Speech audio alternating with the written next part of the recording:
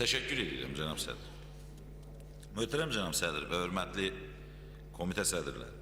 Ya mən Azərbaycan dilində bunu izah edə bilmirəm, ya dostlarımız bunu sadəcə olaraq qəbul etmək istəmirlər.